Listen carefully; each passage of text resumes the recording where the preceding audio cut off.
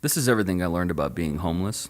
Living on the streets for 42 days, for better or worse. Don't ask me why now. But after this, I don't ever want to talk about this again.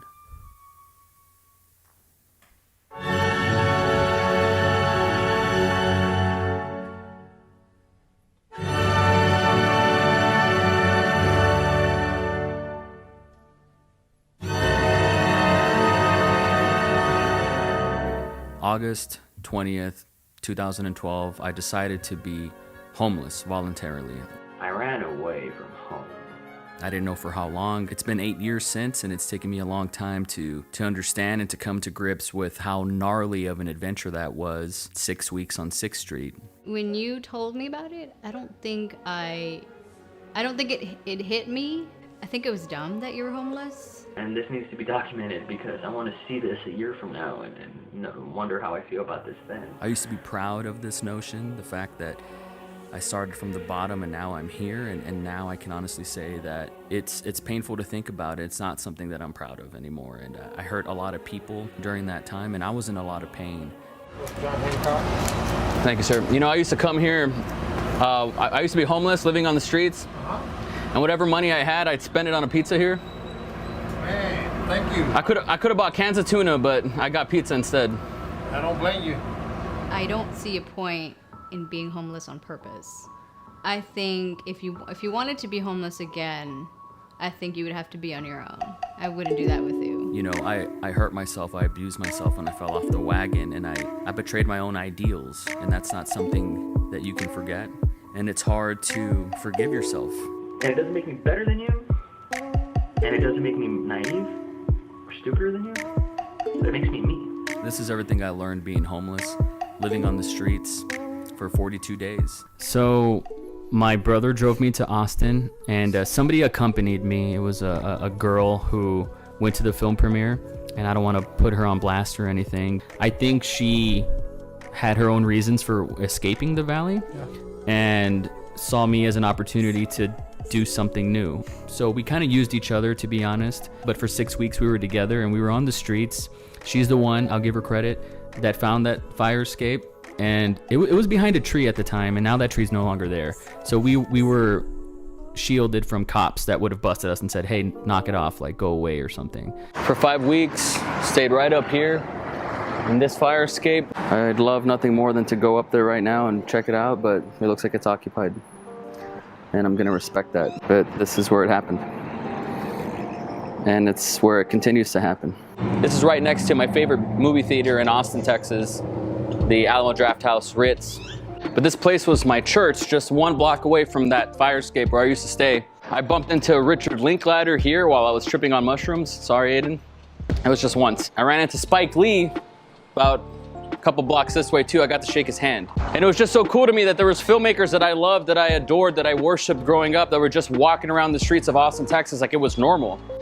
That was more than enough incentive for me to live here. So what is a day like? I mean, what is a day like homeless? The day is to wake up before the sun comes up.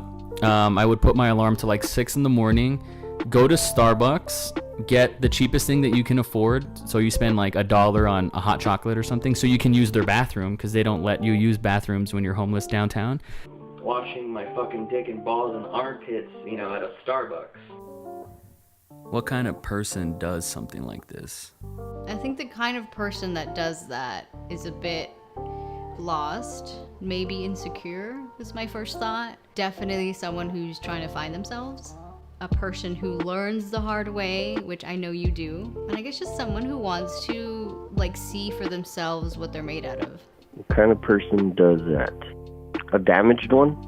Because, obviously some traumatic events happened in their life to want to just do their own thing and not include their family. You know what I mean? So I don't want to just easily say a selfish person, right? But like a very damaged person. Now, my mother at the time didn't know I was homeless, and eventually I had to tell her, because I felt bad. Like, she would wake up in the middle of the night, give me a call, and I was like, she knows something, like an intuition. She just knows something is up. Eventually I told her, what do you think about that time I was homeless? Oh, that makes my stomach churn, man. It's not a good thing. Why? That's what my documentary is about. I just want to. I'm gonna ask you 5 questions. I called Jeremy and I asked him, and I got his answers. Just what did you think about that time when I was homeless? I just did not like it, son. It just, that was not safe for you. Goodness. What kind of person does that? I don't know what you were trying to prove, but attention seeking, maybe? I don't know. Why? What was the first part of that answer? What do you mean why? I told you why, because I'm making a documentary. Do you understand that? Okay. Does that answer your why? Okay, so what kind of person does that? Yeah. Desperate? Can you elaborate on that? I don't know what it was with you, because you had no business doing that. You had a place to stay. They're not like people that are out in the street that don't have a place to stay. You had a place to stay. But you chose to do that. From your perspective, was it worth it? I don't think it was. Do you think more harm than good came out of that? Oh, I have to hang up now. Okay. Well, thanks, Mom. A part of me wants to say that yes, it was worth it, because I think you hit rock bottom, and anything after that is going to be easier for you to do. Riding on the beat, paying in some paper, trying to make dope flows for all these haters, a little in my pocket, but I ain't stopping. Give me a little time, I'ma have your head rocking. You ain't about no money, you ain't about the cars. I'm chasing my dreams, and dude, I'm shooting for the stars. I threw on my crown, but God come first.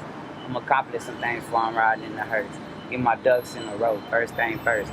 Recognize the Lord before you go back to the dirt. What's your name, man? King Caleb. I appreciate you, bro. Appreciate you. Thanks for looking out. Thank you. Be safe. I left the valley, I ran away, and I'm here now, and I'm living a shabby life. Very shabby. Very fucking humbling.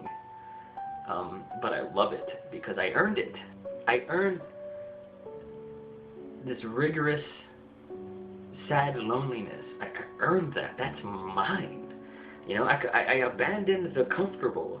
I abandoned the turf and went to the terrain. And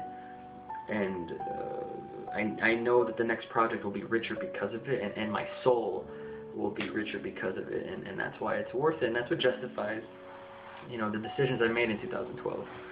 I mean, like, you overcame homelessness. Like, there's nowhere, after being homeless, like, there's nowhere to go but up.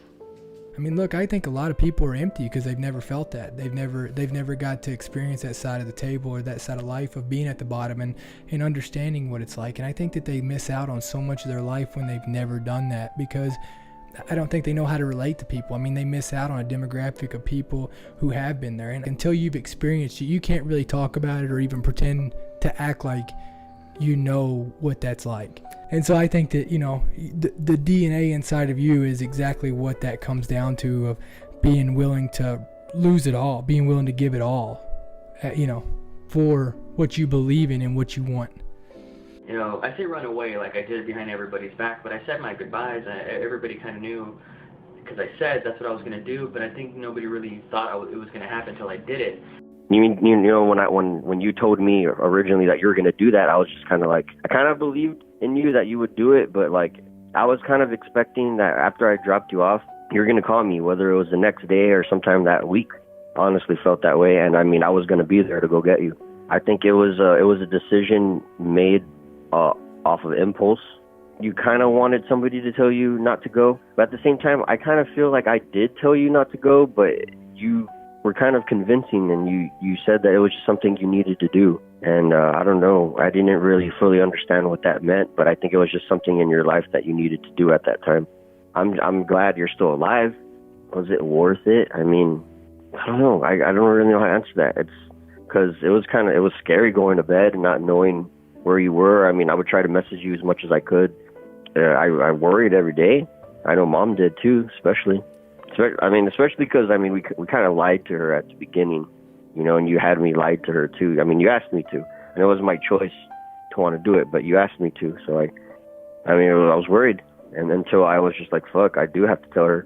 You learn a lot about yourself years after the fact, and I wrote some stuff down, so I'm gonna speak it. What I've learned 8 years later, documenting this journey, I think it was a cry for help in a lot of ways. I think it was a plea for autonomy. It may seem crazy and desperate, but at the time, that's exactly who I was. I do think I wanted someone to save me, and that decision-making came from the root of a child who wanted attention, who always needed to be heard and cared for, but wasn't. If I had a Claire in my life before that, I don't think I would have made that decision. I think I just wanted somebody to talk to. And so, at the risk of glamorizing and romanticizing this adventure, that's not something that I want to do. But I do want to be able to share this piece of poetry that gave me the idea in the first place to try something this crazy. If you're gonna try, go all the way. Otherwise, don't even start. This could mean losing girlfriends, wives, relatives, and maybe even your mind. It could mean not eating for 3 or 4 days. It could mean freezing on a park bench. It could mean jail. It could mean derision. It could mean mockery. Isolation is the gift. All the others are a test of your endurance, of how much you really want to do it. And you'll do it, despite rejection and the worst odds. And it will be better than anything else you can imagine. If you're going to try, go all the way. There is no other feeling like it. You'll be alone with the gods, and the night will flame with fire. You will ride life straight to perfect laughter. It's the only good fight there is. The truth is, I needed a fresh start. I needed a new beginning. I wanted to suffer in this weird way because I knew if I could overcome rock bottom, I could do anything. And I needed to do that for myself first to get to the next whatever that it was going to be, the next film, the next script, the next I don't know what. So I kind of punished myself in this weird way at a shot of my own independence. I didn't want to depend on my mom or anybody else. I thought, you know what, by any means necessary, I'm going to go try making it someplace else.